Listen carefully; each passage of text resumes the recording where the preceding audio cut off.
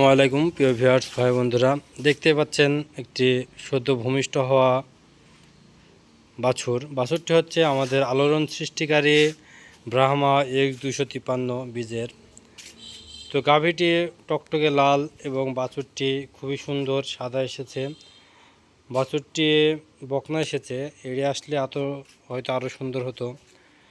তো মাশাআল্লাহ খুবই সুন্দর এসেছে বাছুরটি, দেখতেই পাচ্ছেন মা গা পরিষ্কার করা নিয়ে ব্যস্ত।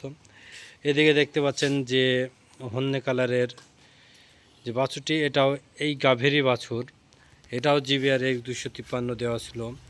বাছুরটির অল্প দিনেই হিটে এসেছে, হিটে আসার পর প্রয়োজন করে এটা দেখতে পাচ্ছেন বাছুরটি। এ সাইডে মাথা পাকড়া বাছুরটি হচ্ছে আমাদের আমেরিকান ডেয়ারি লিমিটেডের ফ্ল্যাগবি M 716 নম্বর ষাঁড়ের। তো এটাও খুবই সুন্দর একটা বাছুর, দেখতে পাচ্ছেন। তো এটা একটা সুন্দর ছোট ফার্ম। দেখুন এ সাইডে আরও গরু আছে, গরুগুলো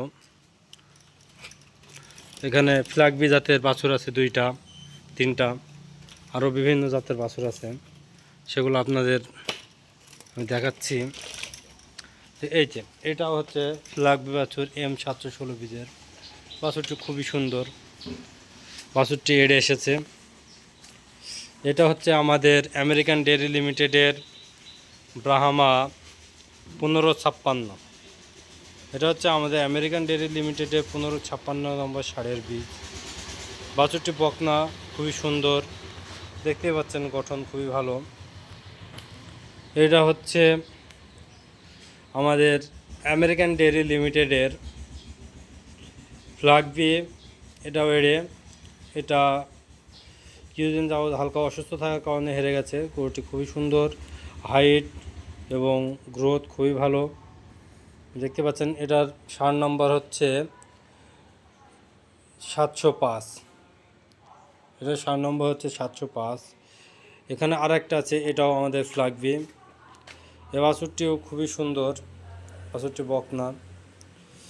এ বাছুরটি আল্লাহর রহমতে খুবই ভালো এসেছে, দেখতে পাচ্ছেন।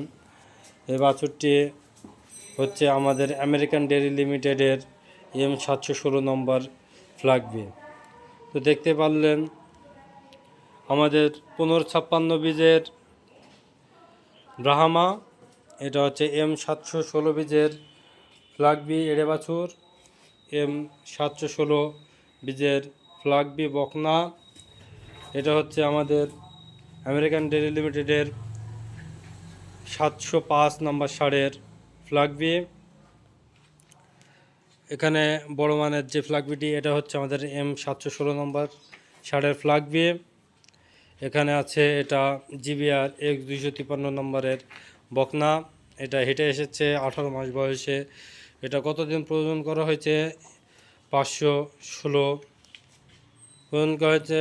জিবিআর বর্তমানের আলোড়ন সৃষ্টিকারী বীজ 1556। এখানে আরও 2টা গাভী আছে।